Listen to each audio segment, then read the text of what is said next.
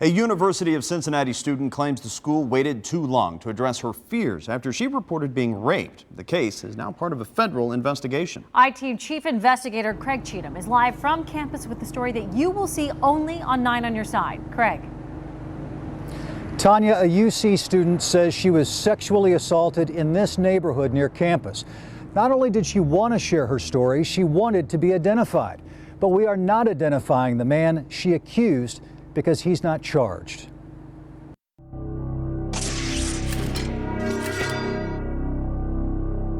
I'm on a bed and my body's just really heavy. Jennifer Schoewe says it's one of the few details she can remember from that night a year and a half ago. I didn't know where I was. It was the night, she says, she was raped. I could feel everything, but I didn't have enough strength or energy to push him off of me or to resist at all.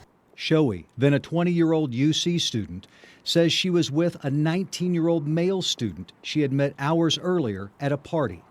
She says he had offered to walk her home, but instead took her to his apartment, which was a few blocks off campus.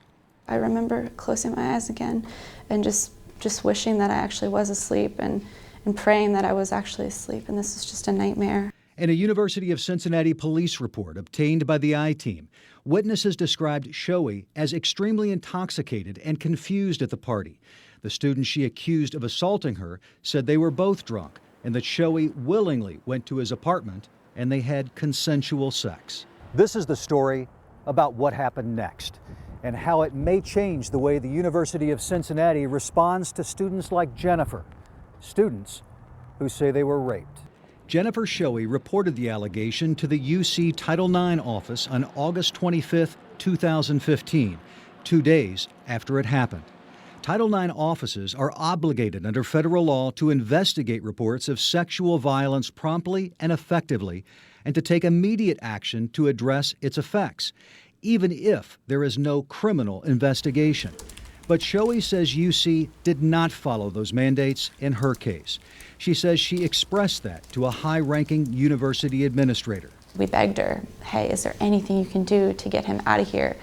I don't feel safe going to classes. I can barely sit through class without feeling like I'm gonna just explode into a puddle of tears. 40 days after she filed the initial report with the UC Title IX office, the student she accused of assaulting her was indicted on a criminal charge of sexual battery. 4 days later, the university suspended him. There was no reason for them to wait for that before taking steps to protect the victim and other potential victims. S. Daniel Carter is a nationally recognized expert on Title IX.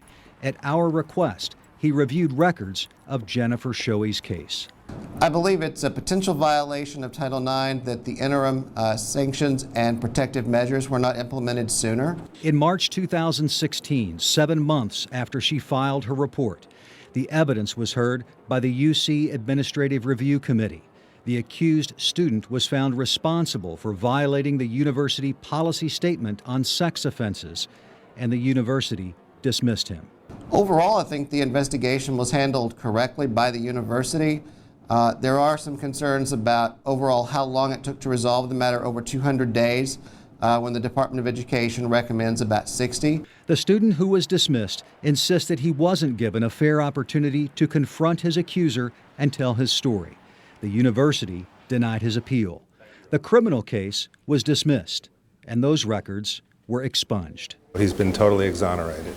This case never should have been brought, period. On campus, student protesters have repeatedly demanded more responsive services for sexual assault survivors.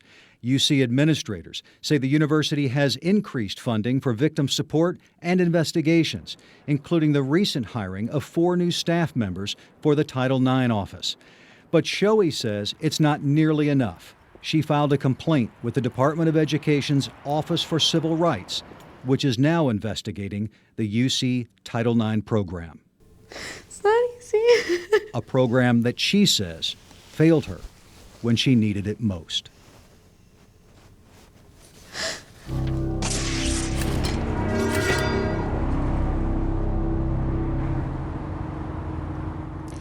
The U.S. Department of Education is investigating Title IX complaints at 223 colleges and universities, including Ohio State and the University of Kentucky.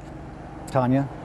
All right, so Craig, so what's at stake for the UC if the Department of Education finds that there were Title IX violations? Well, Tanya, based on the I-Team's review and the similar cases that have been handled by the U.S. Department of Education, the most likely outcome, if violations are found, is that UC would have to improve some of its policies and procedures. It's very unlikely they would face a fine or loss of funding. All right, thank you so much, Craig.